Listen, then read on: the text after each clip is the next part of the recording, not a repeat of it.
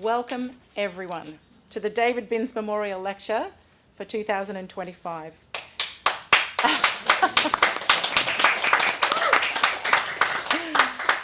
The David Binns Memorial Lectures in Spirituality were initiated in 2009 to recognise the extraordinary life and work of the Reverend David Binns, Anglican priest and artist, and the founding director of the Brookfield Centre for Christian Spirituality, where I spent many an hour with him on the deck sipping coffee. The memorial lectures are to examine the relationship between spirituality, theology, and the imagination to inform our understanding of living life in the spirit. Through his art and ministry, David challenged us to find the holy in the ordinary and the ordinary in the holy. His boundless, complex imagination encouraged us to see outside the square or the box, and he deeply touched the lives of many. He was deeply committed to ecumenism and the interfaith dialogue as well. We are so privileged to welcome Vivian Binns, family and friends, and we are thrilled that you can spend some time with us tonight. We look forward to helping you remember and helping us to remember David Binns and his rich legacy. Thank you. So I'd like to introduce Peter Kline. Peter is the Associate Professor of Systematic Theology as well as Research Coordinator here at St Francis Theological College, which is part of the University of Divinity. He is the author of the book Passion for Nothing, Kierkegaard's Apophatic Theology, as well as numerous articles and book chapters on mysticism, eco-theology, feminist theology, and more recently, psychoanalysis. Over the past 3 years, Peter has been involved in a grant project through the University of Birmingham in the UK on theology and psychology, and he's currently working on a book titled Infinite Seduction, Theology and the Sexual Unconscious, which will stage a creative synthesis of psychoanalysis and theological anthropology. Not a sentence I expected to say. Peter is also an artist with a love for painting. As an accompaniment to tonight's lecture, Peter has produced a painting of a scene from Sofie Laguna's wonderful novel Infinite Splendours, so this shall be unveiled later. The title of Peter's lecture tonight is Infinite Splendours, Psychoanalysis and the Sublime. Please welcome Peter.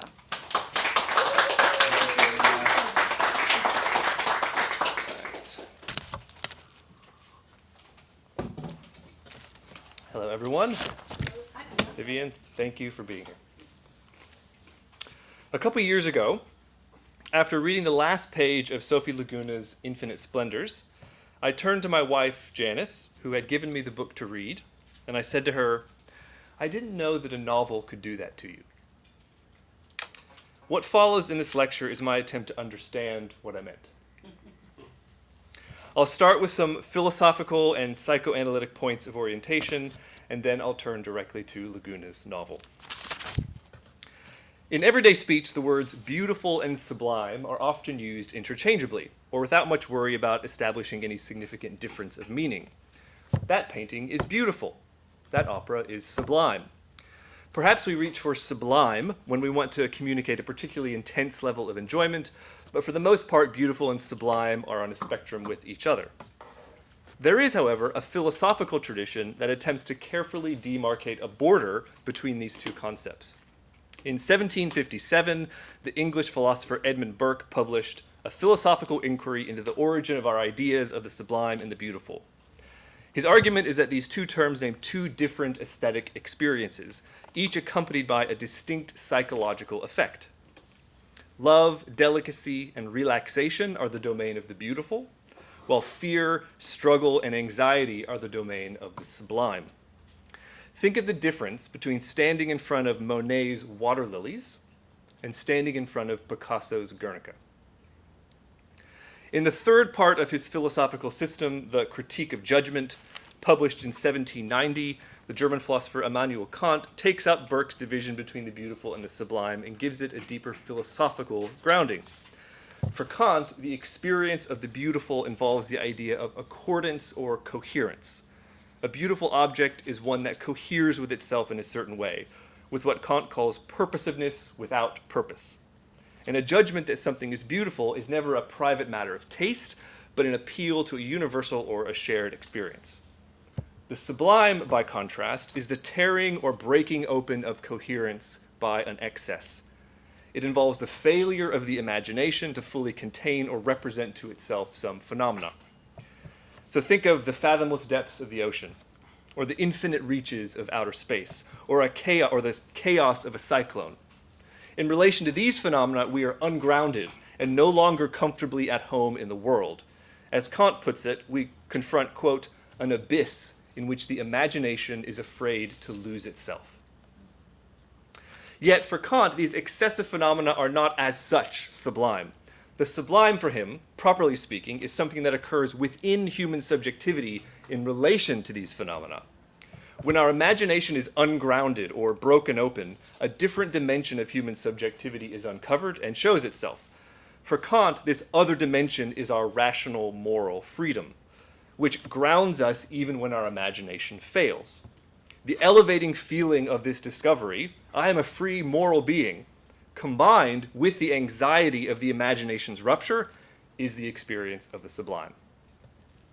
The sublime, you might say, is the feeling of witnessing something overwhelming, even catastrophic, at a safe distance. Which is why depicting catastrophe, as ancient Greek tragic theater did, is not necessarily a morbid fetish, but can be a way of producing what the Greek philosopher Aristotle called catharsis, a purging of the imagination that allows an audience to comprehend the nature of life and reality more deeply. The point of tragedy, as an art of the sublime, is not to make you despair, but to make you more rational, more comprehending about life's finitude, complexities, and dangers. And for a certain strain of the Greek tradition, tragic knowledge or a knowledge of death is the height of wisdom. What I want to take from Kant's philosophy of the sublime is not his particular account of how the sublime regrounds human subjectivity in its own rational moral law. But I do want to affirm the more general point that the sublime opens access to a deeper dimension of subjectivity through the rupture of the imagination, and that this deeper dimension is the place of an ethical calling or vocation that exceeds the unity and the coherence of the beautiful. The fundamental question is, what is this deeper, sublime dimension of subjectivity? To approach this question, let me give you a quote from a 19th century thinker who was significantly influenced by Kant, but who also developed a quite different account of human subjectivity, namely Søren Kierkegaard. In his book Works of Love, Kierkegaard tells the following little parable. To see the great artist finishing his masterpiece is a glorious and uplifting sight, but it is not upbuilding. Suppose this masterpiece was a marvelous piece. If now the artist, out of love for a person, smashed it to pieces, then this sight would be upbuilding. Whereas Kant articulates the sublimity of rationality in relation to nature, Kierkegaard is here articulating the sublimity of love in relation to the other. This is love not as a sentimental or romantic veneration of the beautiful, but love as a response to that in the fellow human being or neighbor that exceeds or never quite reaches the coherence and attractiveness of the beautiful. Which is why the movement of love in this little parable disregards what is glorious and marvelous. Indeed, it smashes glory to pieces so that it can get to the other in their singularity. Now, Kierkegaard is not here engaging in a polemic against art as such, or even against the beautiful as such. Notice that it's the artist himself who loves the other through the breaking of their art. One could therefore read this parable as affirming not just the possibility of breaking the beautiful out of love, but the possibility of an art of the broken that itself opens the movement from what is uplifting or beautiful to what is upbuilding or loving. This would be an art of the sublime, but not, crucially, the Greek tragic one. If the Greek art of the sublime offers lessons in dying, what Kierkegaard's art of the sublime offers instead is a lesson in living. A lesson in risking oneself at the limit of the beautiful and discovering life and love in this uncharted place, which is the place of the other. You could call this a Jewish lesson in what Song of Songs calls love as strong as death. I'll return to this distinction between the Greek and the Jewish ahead, as well as to Kierkegaard's little parable, but first let me turn to psychoanalysis. Psychoanalysis, the therapeutic and theoretical discipline founded in the 19th century by Sigmund Freud, belongs to the same modern European tradition as Kant and Kierkegaard. The thread that connects them, despite their significant differences, is the effort to theorize the self-relatedness of human subjectivity as a complex structure that is irreducible to any natural origin. Within the human being's relation to itself, there is something that exceeds its biological, instinctual, and self-preservative functions, something that puts it out of joint with itself and its natural environment. Kant calls this excess reason, Kierkegaard calls it spirit, and psychoanalysis calls it the unconscious. Art and ethics, or thinking with the latter with the unconscious, and psychoanalysis, I want to situate the sublime as both an aesthetic and an ethical category in relation to the unconscious. Art and ethics, or creativity and responsibility, are both uniquely human undertakings in which we open up something in existence beyond our biological determination. The question is, what is this excess, and where does it come from? Why do human beings deviate from biological determinism? Or why does our biology get overdetermined from the start, making us into creatures capable of the best and the worst, capable of love and cruelty, creativity and destruction? And why does the line between the best and the worst run through every human heart? To answer this, I'll turn to one of the 20th century's most rigorous, critical, and creative readers of Freud, the French psychoanalytic theorist Jean Laplanche. Laplanche's answer to this question is that human subjectivity, or the human soul, if you like, is not something that's simply given, either from heaven or as an evolutionary biological endowment. Rather, human subjectivity, as the complex interplay between an ego and its unconscious, is dynamically forged in the course of each human life as an encounter with otherness. For Laplanche, it is because we were all once helpless infants and children, cared for by adult others, that each of us exceeds ourselves in ways that we can never fully master or uncover. This excess has its origin in the fact that little human beings come into subjectivity only by being addressed by adults in ways that cannot be fully metabolized, which itself is owing to the fact that adults address children with material in themselves that is not fully metabolized. Children, as we know, arouse the most intense passions in adults, tenderness as well as aggression, passions that carry unconscious, unmetabolized psychic material that introduces a foreign or disturbing element into the attachment relationship. The intrusion of this foreign material into the little human being's developing psyche is the germ of the child's own unconscious. Put simply, the unconscious is the wound of having been a kid. The wound of being addressed by the enigma of the adult world, and one does not become a human subject apart from undergoing this wound. From the perspective of developmental psychology, an adult is someone who has matured and outgrown their childhood. From the perspective of psychoanalysis, an adult is someone in the process of surviving their childhood. The name that Laplanche gives to the subjectivity constituting encounter between the child and the adult world is seduction, a term meant to signal that the attachment relationship between the adult and the child is inevitably pushed beyond the realm of preservation or adaptation and into the realm of fantasy, desire, and power. What is never fully metabolized or unconscious in adult communication and care, which can then never be fully metabolized in the child, is the adult's sexuality.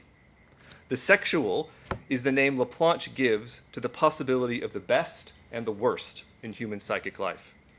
Both wine and vinegar, it is what fuels love and creativity, as well as cruelty and destruction. And its origin is not biological, but relational. There is, of course, the post-puberty hormonal sexuality that coincides with the body's readiness for reproduction. But the sexual, in its excessive, overdetermined, and unconscious sense, has much earlier infantile roots. Its engine or drive is not the instinctual pursuit of genital satisfaction, but the passivity of being enigmatically excited or agitated by the other beyond the ego's ability to control or represent. In infancy and childhood, this passivity is that of the child in relation to adult. In adulthood, it is the passivity in relation to one's unconscious. This infantile sexuality traverses the entire body and intrudes upon every area of human life. Not everything is sexual, of course, but the sexual is everywhere. To return to the beautiful and the sublime, we can now say the following. The ego and its coherence are on the side of the beautiful, while the unconscious and its anxiety-producing otherness are on the side of the sublime. Yet this is not a strict or impermeable division. As with any binary pair, the beautiful and the sublime, like the ego and the unconscious, are dialectically related. You can't have one without the other, and each partakes of the other, while nevertheless forming a tension or opposition. How this tension gets navigated, or which side gets emphasized, forms different aesthetic and ethical ideals. In ancient Greek philosophy, the aesthetic ideal of the beautiful corresponds to the ethical ideal of virtue, which is the pursuit of the self's coherence. In the Jewish tradition, by contrast, the aesthetic ideal of the sublime, paradigmatically embodied in God's unrepresentability, corresponds to the ethical ideal of justice, which is an openness to the other or the stranger. Psychoanalysis, like all of Western culture, is a dialectical mix of the Greek and the Jewish. Where it puts its emphasis, however, at least in the line running from the Jewish Freud through to Laplanche, is on the priority of otherness, both external and internal. Now, we cannot survive without the ego and without the beautiful. They are what save us from the unlivable trauma of being alive. And yet the other, who is the very possibility of life, and to whom we are ultimately responsible, addresses us from beyond the safety and self-preservation of home. Every psyche, therefore, while Greek in its justifiable and necessary pursuit of coherence, is more fundamentally Jewish in its decentered relation to the other. Human beings do not coincide with themselves. We are enigmas to each other and to ourselves, sexual creatures capable of the best and the worst, the one always bound up with the other.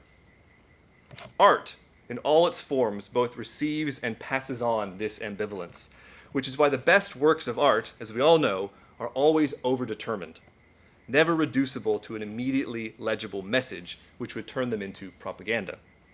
The point of art is to incarnate enigma, not enigma as a riddle to be solved, but enigma as the force of being addressed by what is disturbing, exciting, and excessive in the other, which is why art is inseparable from ethics, from our responsibility to hear each other and to address to each other the sublime gift of being human.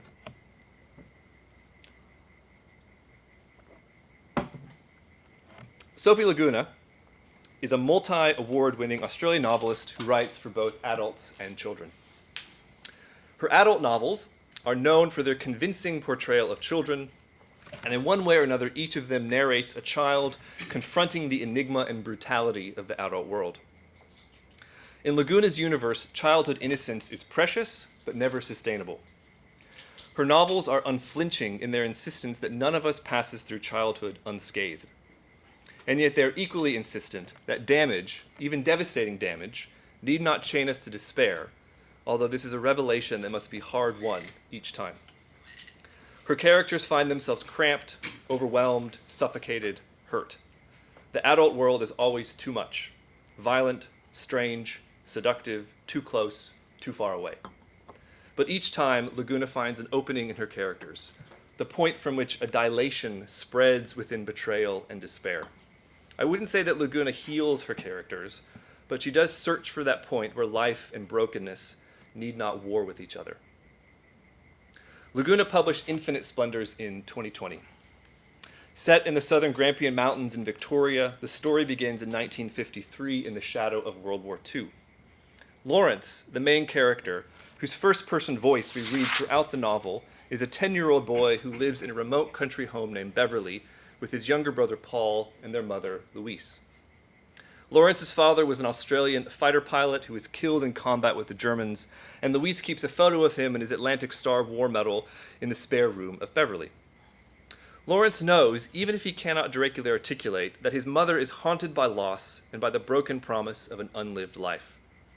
He also knows that what haunts her is not simply the early death of her husband, but an earlier horror from her own childhood that she does not talk about. Louise is a devoted and caring mother, but there is a part of her that is opaque, enigmatic, or withdrawn, a part that the boys sense and want, but cannot know. Quote, "Paul and I always wanted to know if she loved us and needed us, even if mother was close, washing our hair in the bath or doing our buttons or sticking plasters to our knees. She kept a part back. and that was the part that we wanted. It was as if she were on the other end of a bridge." End quote. Early in the novel, after Louise has meticulously cleaned and prepared Beverly for the arrival of her brother Reggie, Paul accidentally hits a cricket ball through his mother's bedroom window, smashing the window and cracking the bedroom mirror that was one of Louise's only mementos from her marriage. That evening, Louise withdraws from her boys completely, her motherly tenderness giving way entirely to an enigmatic haunting.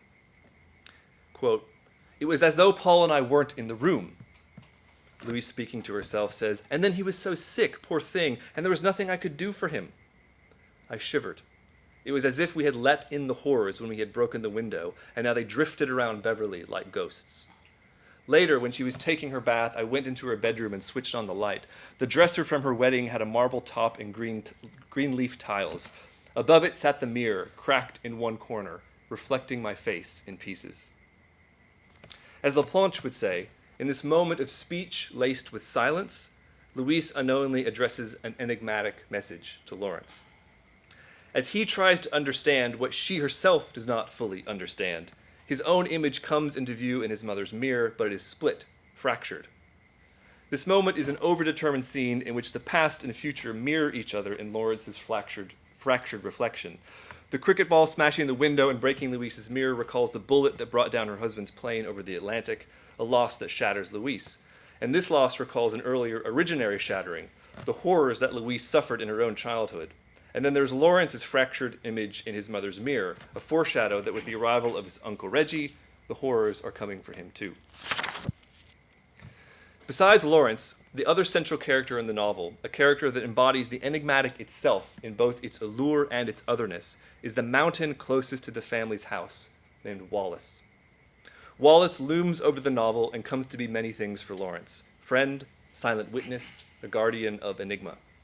Throughout all of the changes in the novel, which follows Lawrence from his childhood all the way to his death as an older man, Wallace remains a steady presence, both a refuge and an inspiration.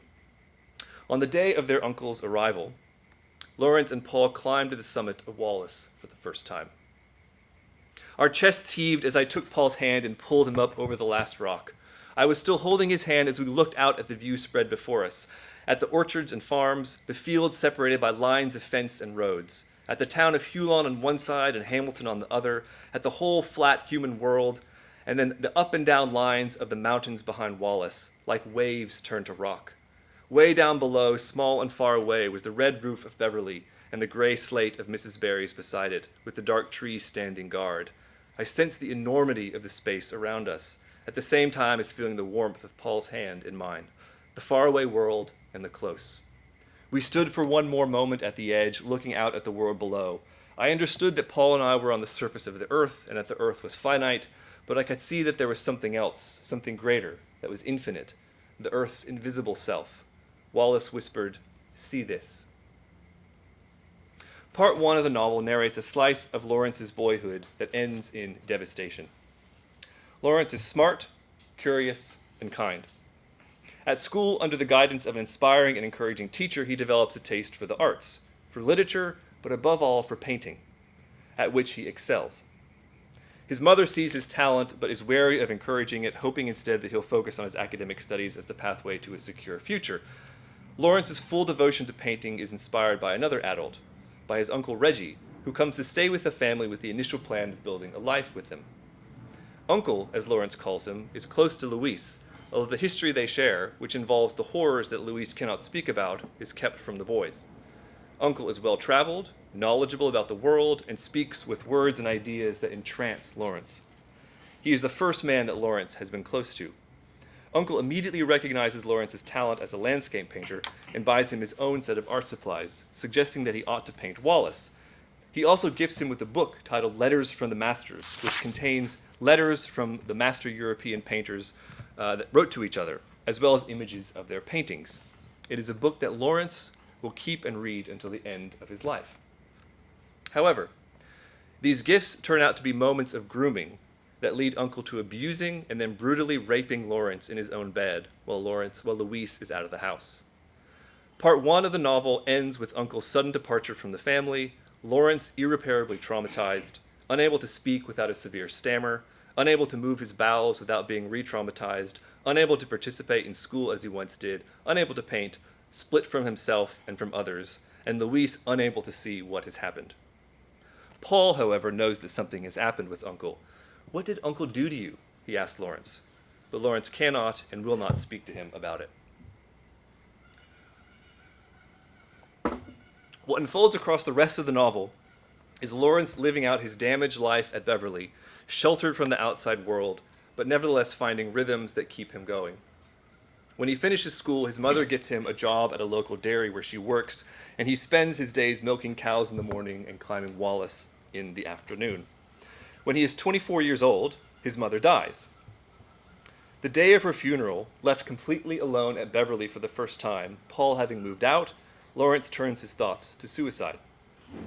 Carrying a rope and a stool from the outside shed back into the house, he is interrupted by a fellow creature.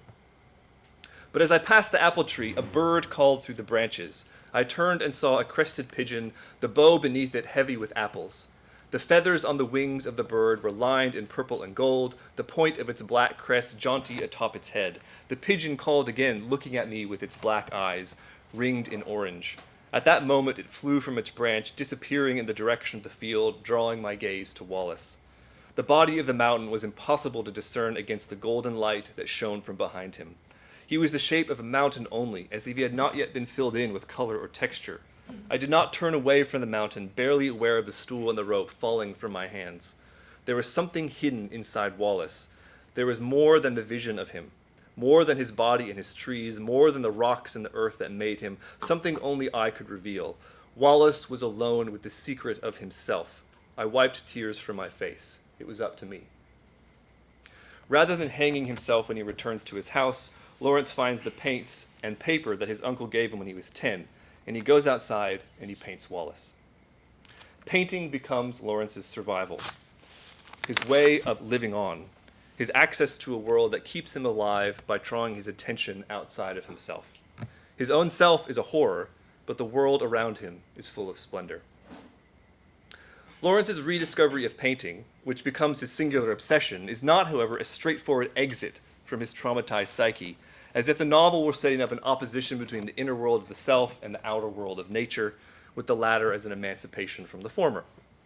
As both Psychoanalysis and Laguna know, we have no direct access to something called nature that's not mediated through the psyche and its gravitation around the other. In a beautiful passage, we get a rich picture of what draws Lawrence to painting. I left the house with my easel under my arm and the pochade box strapped over my shoulder. Perhaps the answer to the question, where did Mother go, was contained within the act of painting. Perhaps that was why I did it so often after she died. Every time the landscape asked to be painted, the mountain, the fields, the valleys, it was trying to reveal to me something about its living self, but it was also an attempt to answer the broader question, where did Mother go? And not only Mother, but also Mrs. Barry, Father over the Atlantic, and everyone else who once lived. To paint the living was to express its temporary nature, its fleeting beauty. Where had it come from, and where did it go? Master Pissarro's sunsets, Master Friedrich's mountains, Master Turner's skies, as much as they were about the subject, were about the world beyond the subject, where Mother was. Painting here is a way of staging what Laplanche calls the originary relation to the enigma of the other. Lawrence paints not primarily to represent the beauty of the world, even if that is his conscious intention. Unconsciously, he paints to answer a question. Where did the other go? Or rather, that question is already a translation of a more fundamental exposure to the unsolved enigma of the other. Lawrence's painting, in its repetitive, seemingly unfinishable quality, is a search for the lost other. It is an act of mourning. Mourning, mediated through his artistic relation to the natural world, is what saves his life. In an essay on mourning called Time and the Other, Laplanche develops the thesis, against Freud, that the process of mourning, rather than a process of cutting ties with a lost other so that one can turn to a new object, is a process of recomposing one's ties with a lost other. By passing into death, Laplanche argues, the other gives way to their unsolved enigma, to their otherness as the site of a singular enigmatic message that never ceases to resonate. He writes, for the person in mourning, that message has never been adequately understood. never listened to enough. Morning is hardly ever without the question, what would he be saying now? What would he have said? Hardly ever without regret or remorse for not having been able to speak with the other enough, for not having heard what he had to say. Laplanche turns to Penelope in Homer's The Odyssey as a figure of mourning. With her husband Odysseus lost to war, perhaps never to return, Penelope weaves a funeral shroud at night on her loom, but during the day, weaves a funeral shroud on her loom during the day, but then unpicks what she has woven at night. Ostensibly a conscious strategy for stalling suitors, Laplanche interprets it as an image of the unconscious process of mourning, in which the repetition across time of unweaving in order to weave again is a search for a recomposed tie to a lost other who has now passed entirely into their enigma. Infinite Splendours emphasizes the repetitive quality of Lawrence's painting, especially his painting of Wallace. He paints Wallace from every angle, at every time of day, with endless nuance and variation. Every attempt begins again with the unconquerable secret or hidden self of Wallace, with the enigma he gathers and holds. Like Penelope, and like his mother before him who wove with an embroidery hoop each night, Lawrence's painting is the work of recomposing the ties with the others he has lost, above all, his mother. She returns in his painting as the splendor of the world, or the splendor of the world is the seduction that keeps the question of his mourning alive. The self is given and develops only through the other, and so every loss of the other is always a loss of oneself. But of course, as a boy, Lawrence lost himself brutally and traumatically, his childhood shattered and stolen by his uncle. So inevitably, Lawrence will search for the part of himself that has gone missing in a way that veers unconsciously toward a reenactment of his trauma. In both Part 2 and Part 3 of the novel, the adult Lawrence develops a relationship with a 10-year-old boy. In Part 2, he befriends a boy named Colin, who is accompanying his dad to work at the dairy during school holidays. In Part 3, he forms a relationship with a boy named David, who has moved in next door with his family. Lawrence is drawn to these boys magnetically, as if they were a revelation of his lost self. He is seduced by their beauty, just as he is seduced by the beauty of the natural world. As was done to him, he offers the boys gifts in secret, although clearly Lawrence does not know why he is doing this or to what end. In each case, the relationship ends brutally, with others intervening violently on behalf of the boys, leaving Lawrence bloodied and bruised, consigned once again to pain and isolation. Lawrence does not abuse the boys, but he is drawn to them with desperation and desire. They awake a fire in him, something capable of the best and the worst. One of the most remarkable things about Infinite Splendours is Laguna's ability to explore Lawrence's desperation and desire with tender attention. His awakened longing positions him to repeat what was done to him, but the possibility of breaking this repetition must pass through and not around that very longing. In one of the most moving scenes of the novel, Lawrence's emerging love for David, the boy next door, leads him to turn a loving gaze toward an object he had never before considered worthy of attention, namely himself. The evening before he and David hike Wallace together, Lawrence drags his mother's dresser with the cracked mirror out of her room into the kitchen, where he produces a self-portrait. I failed to recognize the man I saw in the glass. Was it me? How old was I? I did not want to be this man, I did not know. Covered in hair, lined, eyes dark and inscrutable under heavy brows. I wanted to turn away. It was only when night fell that I stood back, switched on the lamp to better see what I had done. I gasped. Was this me? Was I creator or subject? I saw within my own painted eyes the closest I had ever been to answering. I saw within my own painted eyes the closest I had ever been to answering, where did the road within every painting lead? The closest I had been to knowing where Mrs. Barry had gone, mother, old Gert, all things that must die, as the frogs in David's pond must die, as the doves must die, the vegetables in the garden, and one day myself. I was filled with tenderness for all who would die, who lived without knowing why, and for the man who had appeared on the canvas. How much did we choose? Gert could not choose, Miss Barry could not choose, and I could not choose. The next day on the mountain, David becomes the source of a deepening self-revelation. My eyes moved from the pink and yellow fuchsia to the purple lily to the white heath that grew around the base of the eucalypts, then back to the boy. Why was it so difficult to look away? his tousled hair, the way he swung his small branch, looking everywhere, the insects as interesting to him as the clouds, it occurred to me that the boy contained a time within himself that had passed, a time that I had longed for since it was lost to me. He held that time within him, the boy up ahead on the path singing his tune. Carelessly, without effort, it was a time natural to him. I looked at David and felt keenly the loss of that time, at the same time as feeling it returned to me, by him. How strange and contradictory were relationships. Sadness and delight, loss and gain, solitude and togetherness, all walked hand in hand. Lawrence will go on to make a painting of David on the path up to Wallace, a painting which turns out to be his last, which he positions next to his self-portrait. Because of David, Lawrence has found a way to begin to mourn himself as the lost other.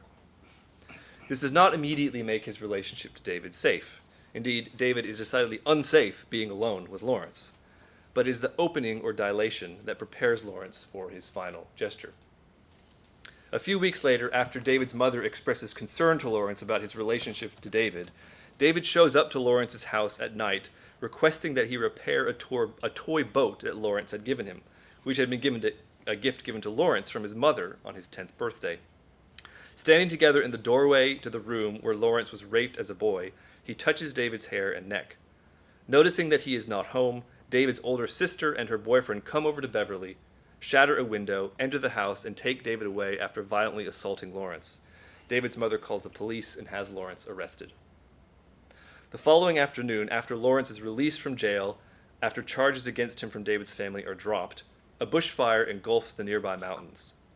Wallace is on fire, and the fire is quickly approaching Beverly and the house next door. David's family has already left in search of David, who, after Lawrence was arrested, ran away. Outside in the yard, Lawrence spots David through the smoke, who was returning home after trying to climb Wallace. Lawrence runs to David and forces him into an underground bunker that Lawrence had dug out as a place of respite for himself from the outside world. He returns to the house quickly to call his brother Paul, whom he speaks to without a stammer for the first time since he was a boy. He tells him that he loves him and instructs him where David can be found and that he will be safe.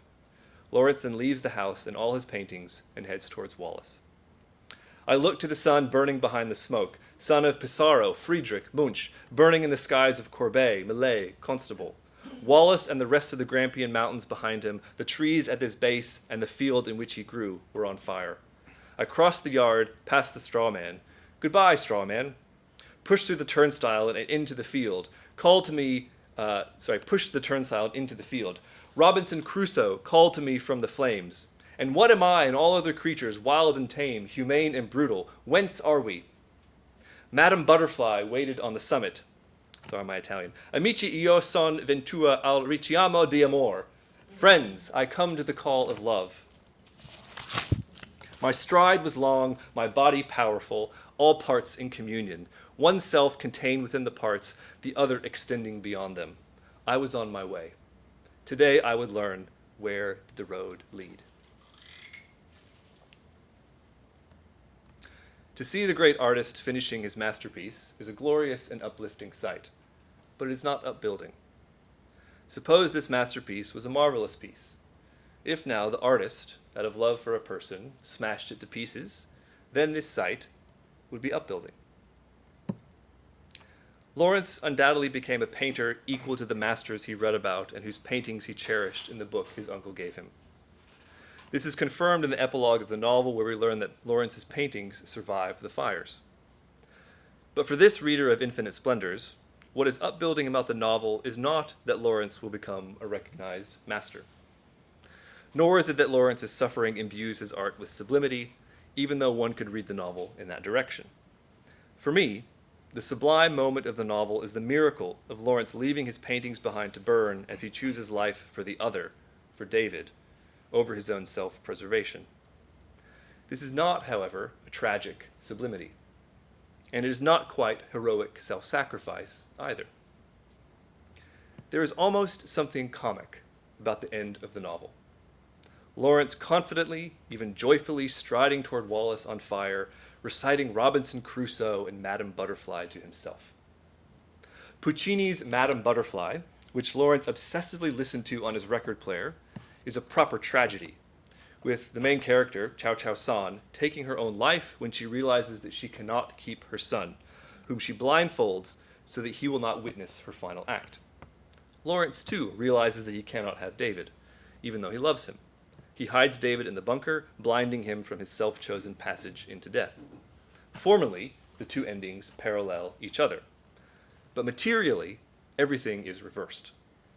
Lawrence's final words, "Friends, I come to the call of love," is from the beginning of Madame Butterfly, as Chow Chow San expresses joy to her friends about marrying Pinkerton. What she goes on to lose is what Lawrence gains in his final moment, the love that chooses life. But for Lawrence, this is a love that goes beyond the project of self-preservation, a love that goes beyond the protection and solace his paintings gave him, a love that calls him away from the house he literally barricaded from the outside world with his paintings.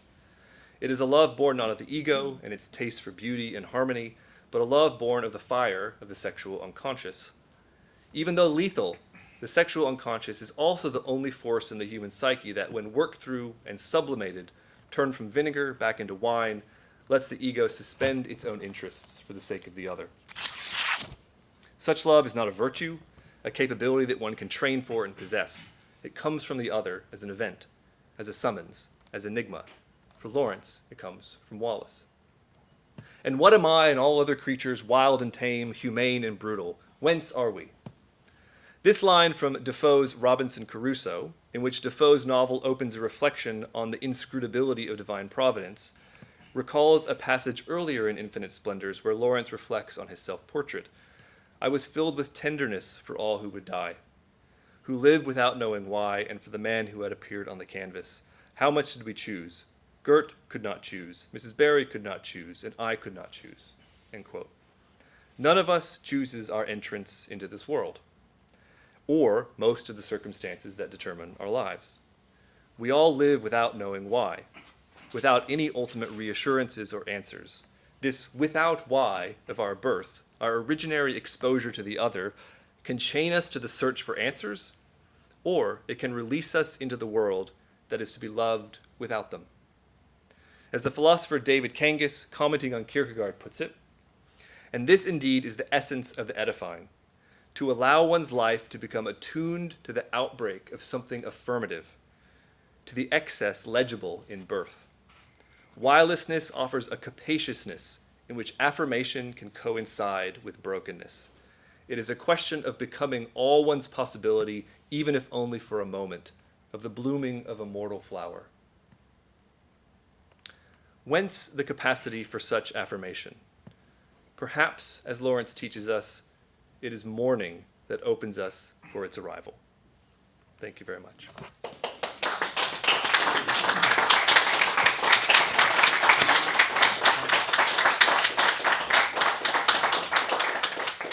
All right, let me show you my painting. This is a painting of the final scene as Lawrence is approaching Wallace. So this is my sort of depiction of Wallace on fire, and here's Lawrence on his way. So.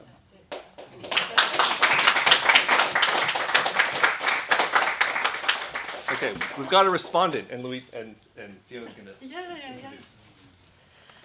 Well, thank you so much, Peter. I'm thinking of adding listening to Peter on a list of my favourite hobbies. Every now and then Peter comes to play with us, Jonathan and I, in the film studio, where we sit him down and ask him questions. And every single time, Jonathan and I come away saying, pure gold. Peter, your command of language, your amazing mind, your passion for exploration, and your creativity and your capacity for joy continually thrill us. Absolutely, time and time again. We always know we are in the presence of a wonderful human with a wondrous intellect. To say you have a way with words is the understatement of the century, and your mastery of ideas, your expression, and your passion for art combine to make a lecture an artistic experience. So thank you for that. In short, you've done it again, pure gold. And so I'd like to introduce Liam Miller to help explore these ideas further. Liam Miller is a PhD candidate with Charles Sturt University, researching Christian doctrine and theatrical adaptation. He is a sessional lecturer with United Theological College and an ordained minister in the Uniting Church in Australia. I'm hoping that we can welcome Liam Miller. Please join me. Hey, there he is. Hello, hopefully this is coming through. People can hear me, I hope. Yes? Good. Well, it's really exciting to be giving this response. I'm sad not to be there in person with you all. I'm joining from the lands of the Gadigal and Gayomagal people. It's been wonderful to get to read and think with this paper and then to hear it again tonight. As was just said, these things are so much better heard. Peter, you've woven together such a range of thinkers and trajectories in really pleasurable and invigorating ways.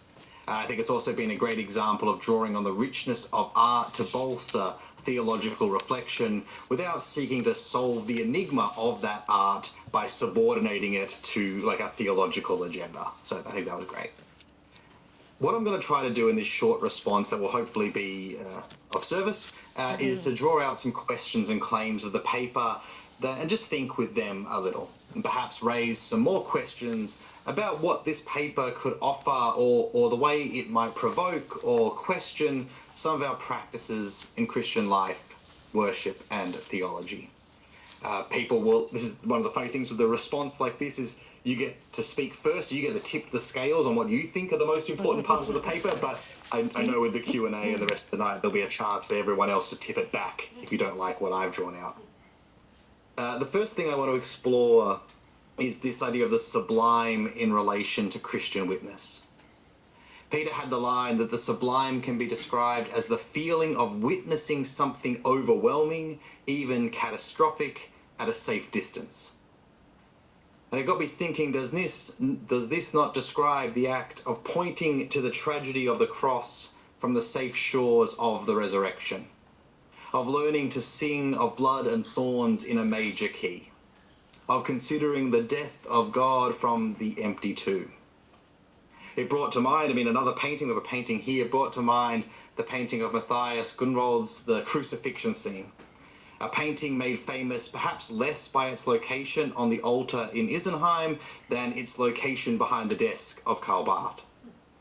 The painting placing the pointing John the Baptist beside the crucified Christ is itself heralded as making straight the paths of discipleship as witness, pointing to Christ's death from the safe distance of grace. What's interesting for me in light of Peter's talk, though, and particularly those parting words, is that this kind of witness, even if it is of something overwhelming and catastrophic, seem fairly detached from mourning. If you look in my Uniting Church's instructions for the Good Friday liturgy, it's fairly explicit in reminding the presider that this is not a funeral for Jesus. But what might it look like to mourn the catastrophic event at the heart of our faith? To allow the wirelessness and brokenness of this kind of violence to interrupt and break in?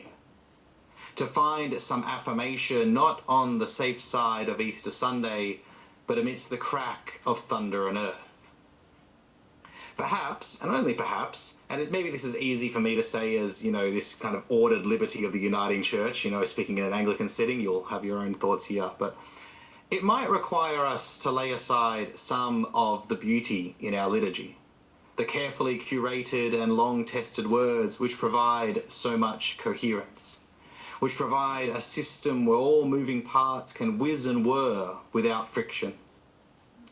In their place, we might look in the act of worship and witness for what Peter referred to as the possibility of an art of the broken that itself opens the movement of what is uplifting and beautiful to what is upbuilding or loving. Of course, the sublime, as Peter noted, cannot be cultivated like a virtue, but perhaps in relying a little less on the beautiful, something surprising or some rupture or interruption might emerge. This kind of liturgical art of the sublime, riffing on Peter, would also not be a Greek tragic one. As Peter noted, if the Greek art of sublime offers lessons in dying, what Kierkegaard's art of the sublime offers instead is a lesson in living. a lesson in risking oneself at the limit of the beautiful and discovering life and love in this uncharted place, which is the place of the other. This got me thinking about the great Brazilian theatre maker Augusto Boal. In his Theatre of the Oppressed, Boal developed a ranging critique of the oppressive system of coercion that was for him Aristotle's tragedy through catharsis. Though I could talk on and on about this, what I am interested here as a response to Peter's talk is the way Boal sought an alternative to this kind of top-down lesson giving, where a solo playwright creates a beautiful piece of poetic irony and tragedy, filled with motifs and mirroring, foreshadowing and tension, crescendo and release. But putting this aside, Boal, which the object of such was to properly instruct the audience and purge anything that was socially unharmonious. By contrast, in Boal's Poetics of the Impressed, we perhaps start with the necessity to be unharmonious in coercive systems of exploitation and subjugation. The need to throw a spanner in the works of the coherence and meaning of colonial violence. And so in his theatre, rather than the beautiful works which seek to uplift the audience into the role of proper rational subject, for Boal, quote, the spectator delegates no power to the character or actor, either to act or think in their place. On the contrary, the audience member assumes the protagonic role, changes the dramatic action, tries out solutions, discusses plans for change, in short, trains themselves for real action. In Boal's forum theatre, an audience member is encouraged to quite literally, tag in to the performance, to step into the place that the actor was doing mid-scene or mid-play. This performance is often already based on their own or their community's suggestions, struggles that they are facing. To tag in and step into the action to offer their own response to a situation or problem the character or actor is facing. They are not bound to watch and suffer in passivity as audience, but enter the fray and rework a lesson in living. The play, then, which begins without an ending, is interrupted by the address of the other and ends with a summons to act and live in freedom. Such an approach risks losing the kind of poetic, thematic, and theatrical beauty of, say, Medea. But in opening itself to the strange enigma of the other, to the address of the uncharted other, it can become a true art of the broken made to be upbuilding and living. What might a liturgy, a witness, a theology open to this kind of tagging in at the possible expense of coherence, beauty, and system look like? How might it be pursued? And how might it awaken in us, like Lawrence, the call of love and a tenderness for all who die? Now, at this point, I feel I've lost a thread. There was some talk of mourning and the cross, you might recall. So much has already been said. Peter might suspect this, but the book I recently finished that had me exclaim, "I didn't know a novel could do that to you," was Marcel Proust's In Search of Lost Time, which just so happens to be another work rife with psychoanalytic potential. Now, I really don't have time to talk on and on about Proust, but something in Peter's talk and Laguna's Splendours made me think of the way Proust conceives of mourning. Proust's narrator is perpetually orienting himself for the inevitability of future loss, in the belief that when it comes, such preparation will make it easier to handle. He is never entirely successful in this endeavour. This is because what undoes the narrator, which is to say what ushers in mourning, is not the explicit event of loss itself, i.e. the literal death of the loved one. Like all memory, the most vivid come back unsummoned, uncalled for, unevoked, whether it is Madeline's scents, uneven cobblestones, or in the case of what we have heard tonight, broken mirrors and fateful doorways. It is the very unexpectedness and uncontrollable which brings the dead most hauntingly back to life and makes mourning such a rupturing experience. Mourning, thus, is often a delayed force.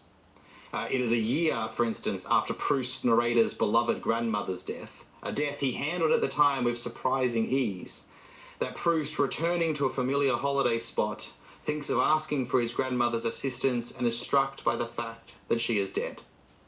Quote, "It was not until this moment, more than a year after her burial, because of that anachronism which so often prevents the calendar of facts from corresponding to that of our feelings, that I became conscious that she was dead." But in such a moment of mourning, it is not only the lost other who is returned, it is the lost self. As the narrator notes, that self that I then was, that is, the self he was when the grandmother was alive and close at hand to help, that had so long disappeared, was once again so close to me. Of course, it is the moment of recognition of what has returned that seals what has been lost. As the narrator notes, I had only just discovered this because I had only just, on feeling her for the first time alive, authentic, making my heart swell to breaking point, on finding her at last, learned that I had lost her forever. Every loss of the other, Peter noted, is also always a loss of oneself. Mourning, however fraught and painful as it is, can be seen as a return of the other, and thus a return of the self, or at least a self that was formed in relation to this other. For the act of Christian witness and worship, we run here into a paradox, where the most powerful moments of recollection and mourning of the lost, of the one lost, here Christ, cannot only be cultivated and performed in the beauty of the liturgy, though, as Peter would note, being in a dialectical relation, the beauty is not to be discarded. But instead it comes most vividly in the interruption of the other, who comes to us as Christ's presence and invigorates true mourning. True mourning that is not only for the catastrophe in the first century we point to from a safe distance, but the overwhelming catastrophes of today which afflict the crucified still, which we cannot afford to stand at a safe distance from. It is this kind of mourning which recomposes ties with the lost other, which is the call of the disciple. In this encounter, the loss of Christ we felt prepared for or on top of becomes, in the sudden crack and rising flame issuing forth from the wirelessness of the suffering of the stranger and the earth, a sight of mourning with capacity for affirmation that this is who we are meant to be. A final couple of questions, some last threads that can dangle loosely as we switch modes and make room for the room to tag in.